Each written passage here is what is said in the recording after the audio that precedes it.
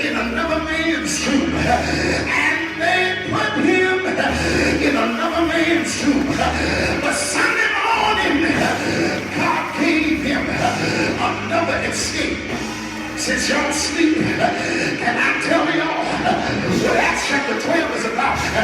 Acts chapter 12 is about how God brought his preacher out of prison because he was laying down strapped to the prison. But God sent an angel to raise him back up. That's what happened Easter Sunday morning.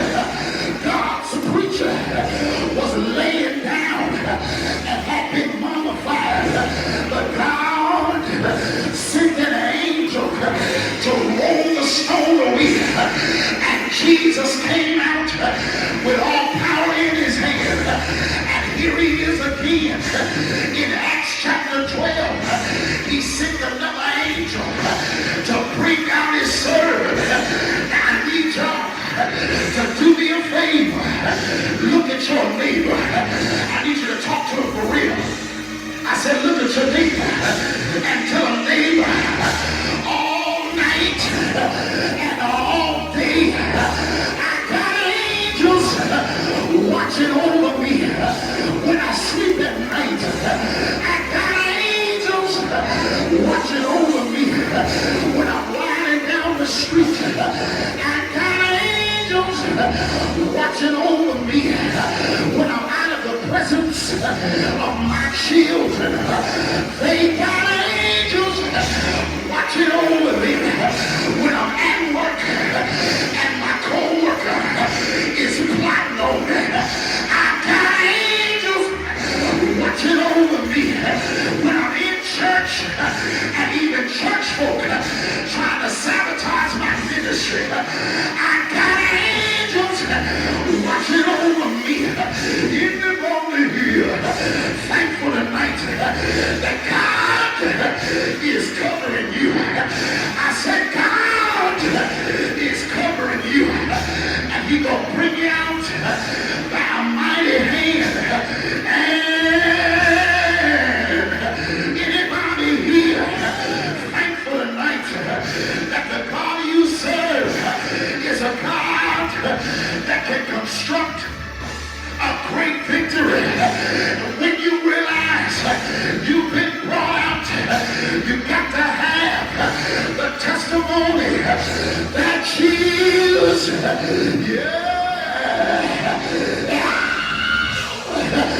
Jesus is a great deliverer. Ain't he all right? I said, ain't he all right?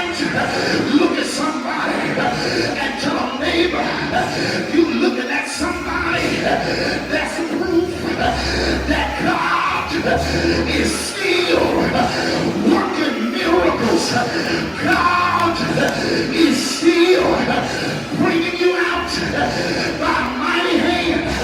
Now let me see who really been brought out. If he brought you out, open your mouth under that mask and declare, now I know that God is a deliverer. Now I know that the God I serve is a deliverer. And since I'm out, I'm going to open my mouth. Since I'm out, I'm going to lift my hands. Since I'm out, I'm going to do my dance. Since I'm out, I'm going to shout the victory. Now let the redeemed of the Lord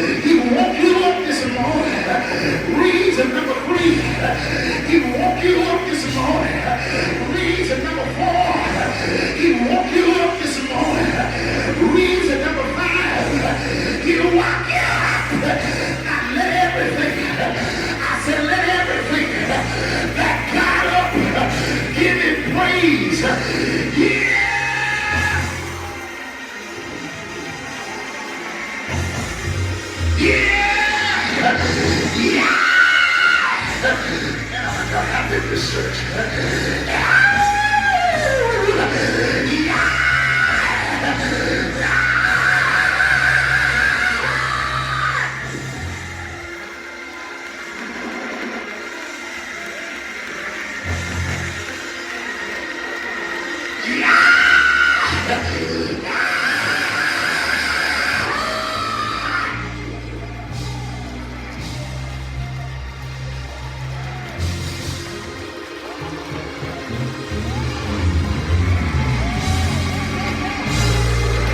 Come on, if he gave you great deliverance, give him praise right now.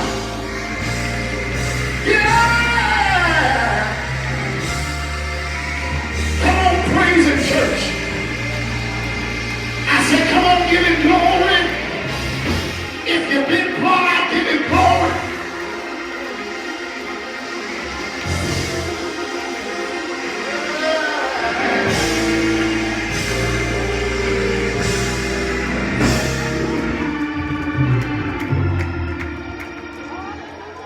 Bishop, man.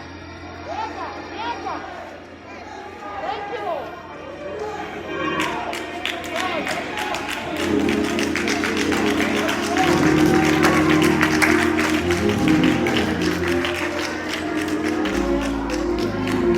Thank you, Lord.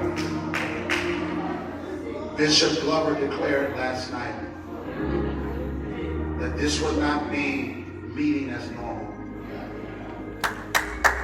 And I'm agreeing with him in the spirit. And it can't be meeting as normal if we don't do something abnormal.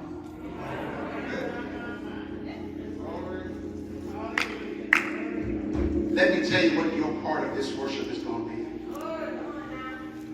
The text says that while Peter was in prison, the church was in prayer. I'm going to try it again. That while God had sent an angel, the church was talking to God while God was already answering what they were talking to him about. We learned tonight that God doesn't have to wait for you to finish praying to respond to your prayer. And wherever we see prayer in the Bible, we see power. Wherever they prayed, there was great manifestations. So I think tonight we ought to turn this into a prayer.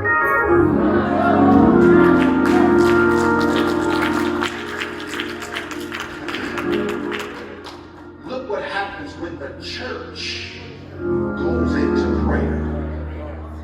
And if we be honest, y'all, prayer is the one thing that we do the least.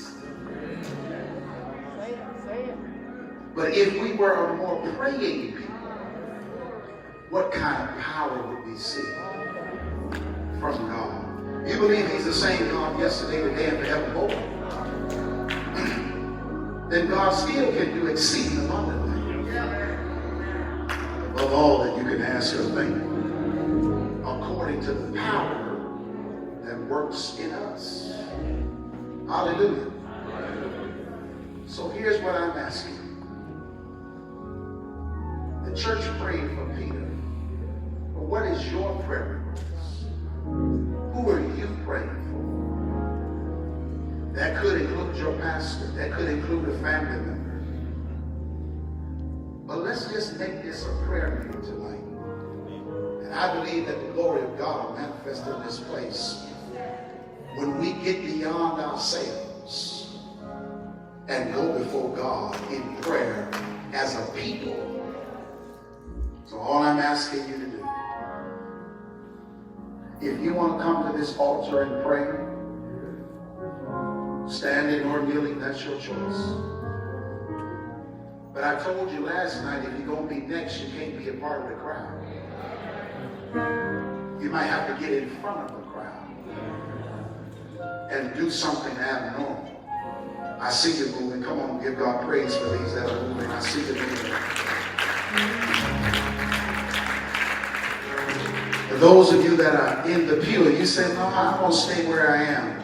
Here's the good news. God can hear you in your pew. God can hear you in your pew. Just like these are at the altar, they're just making a statement of stretching themselves before God. Sometimes, ladies and gentlemen, we get inspired from the word when really it's not just for inspiration, it's actually for instruction. Not just to inspire us, but to instruct us. And if we're going to commit to being the Lord's church, we got to be a people of prayer. All I'm asking you to do right now, don't worry about who's listening to you. Don't worry about who's around you. Don't worry about what you say or how you say it. All I want you to do is everybody in this room, whether you're standing or kneeling, whatever's your posture of prayer, I want you to start praying right now all over this room. And I don't want you to whisper prayer. I want you to turn this sanctuary into the house of prayer again. Everybody open your mouth. Everybody open your mouth. Under your mask. Come on. Come on. Let's start praying. And the church went in prayer. And the church went in prayer. And the church went in prayer.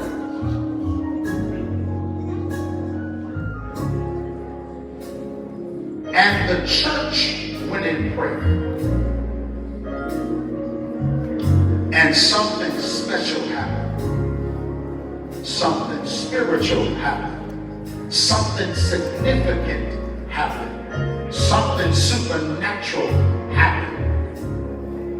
As a matter of fact, when they prayed, God brought somebody out when God came in. You got some children you need to be praying for. You got some family members you need to be praying for. Somebody's got a business deal, opportunity on the table you need to be praying for. Even those of you that are online, the Lord has spoken to you concerning this word tonight, that He will provide a great escape. But you need to now participate in this time of prayer, right in your home, right where you are. And while you're talking to Him, He could very well be working on it and moving in one area while you're talking to Him in another area. Come on, church, open your mouth. Come on, come on, come on. If my people who are called by my name would humble themselves and pray, seek my face, turn from their wicked ways, then will I hear from heaven. I will forgive their sin and I'll heal the land. The effectual fervent prayers of the righteous avails much. Come on, church. Come on, church. Come on, open your mouth and talk to God. Come on, open your mouth and talk to God.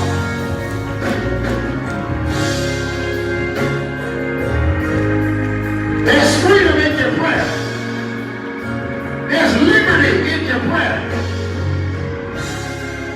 Talk to the God of healing. Talk to the God of breakthrough. Talk to the God of peace.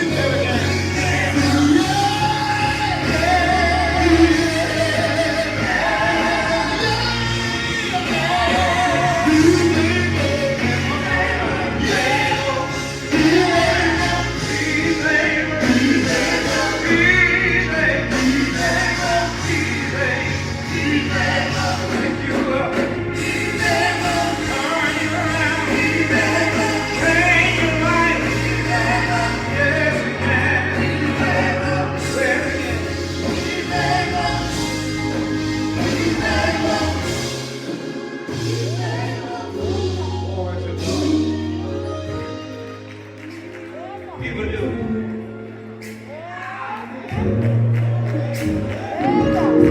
He said he would do it.